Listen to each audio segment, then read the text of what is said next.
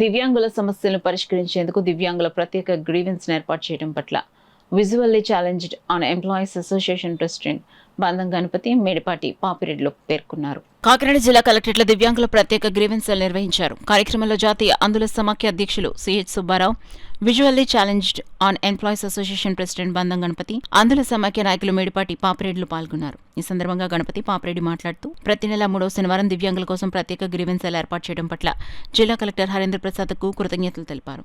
కార్యక్రమంలో బండారు వీర వెంకట సత్యనారాయణ, జాతీయ అందుల సమాఖ్య అధ్యక్షులు సిహెచ్ సుబ్బారావు, గుణపతి కొండలరావు తదితరులు పాల్గొన్నారు. కొంతమందికి స్లాట్లు బుక్ చేసే సందర్భంలో అవగాహన లేకపోవడంతో ఒక కేటగిరీకి బదులు ఇంకో కేటగిరీ స్లాట్లు బుక్ చేయడం, దీని గురించి సమస్యలు తలెత్తుతున్నాయి. ఎందుకంటే ఆ స్లాట్స్ తీసుకుని ఈ వైకల్యం గల వ్యక్తులు హాస్పిటల్కి వచ్చినప్పుడు ఇది ఈ కేటగిరీ కాదు ఇంకో కేటగిరీ, దీనికి మార్పు చేయాలనే విషయంలో హాస్పిటల్లో కూడా కొంచెం డాక్టర్స్కి వాళ్ళకి కూడా సిబ్బందికి కూడా ఇబ్బందులు ఎదురవుతున్నాయి.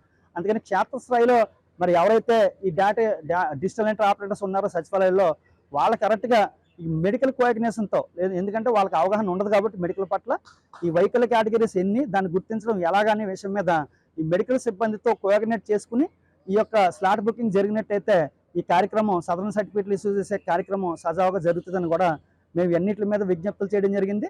అలాగే ఈ కాకుండా ఈ ఓవరాల్గా అందరికీ ఉన్నటువంటి ఉమ్మడి సమస్యలు ఇది కాకుండా మూడు జిల్లాల్లోనూ కూడా 3 ఆఫీసులు పెట్టడం కోసం వికలాంగుల సంక్షేమ శాఖ 3 ఆఫీసులు పెట్టాలని ఉమ్మడి తూర్పుగోదావరి జిల్లా మొత్తానికి కాకినాడలో ఒకటే ఉందని దీన్ని విస్తరిస్తూ 3 జిల్లాలకి కూడా ఆఫీసులు పెట్టాలని గవర్నమెంట్కి కూడా ఒక విజ్ఞప్తి చేయాలి కలెక్టర్ గారి ద్వారా కూడా ఆయన కోరటం జరిగింది. మరి ఈ కార్యక్రమాన్ని చాలా మంది కూడా సద్వినియోగం చేసుకున్నారు.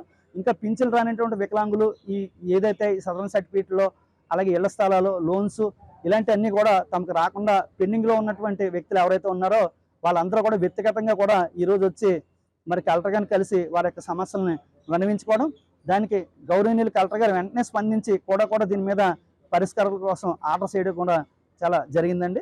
దీని అంతటికీ కూడా మేము చాలా సంతోషాన్ని వ్యక్తం చేస్తున్నాం. మరి 2016 చట్టం గురించి, అలాగే దివ్యాంగులు పొందుతున్న 6,000 రూపాయల పింఛన్ గురించి, అలాగే సదరంలో మరి కొన్ని తప్పులను కూడా సదరించమని చెప్పి మరి గౌరవ కలెక్టర్ గారికి మేము లెటర్ పూర్వకంగా ఇచ్చినప్పుడు కూడా దాన్ని ఎంతగానో మరి స్పందించి మరి చెప్పడం జరిగింది.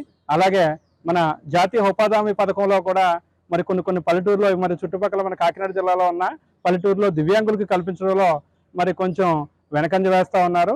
మరి వారిని కూడా అది కూడా కొంచెం కల్పించమని చెప్పి దివ్యాంగులందరికీ కూడా మరి అది చెప్పడం జరిగింది. అలాగే ఈ లోపాల్లో కూడా ఐరీస్లు అంటున్నారు. మరి దివ్యాంగులకు కూడా వెంటనే ఐరీస్ పనులైన వాళ్ళకి కూడా మరి తంబ అనేది మరి ఉండాలి, అది కూడా తీసుకోమని చెప్పి వెంటనే మరి కలెక్టర్ గారు చెప్పినప్పుడు కలెక్టర్ గారు కూడా మరి దానికి సంబంధించిన అధికారికి పీడీ గారికి కూడా ఆదేశాలు జారీ చేయడం జరిగింది.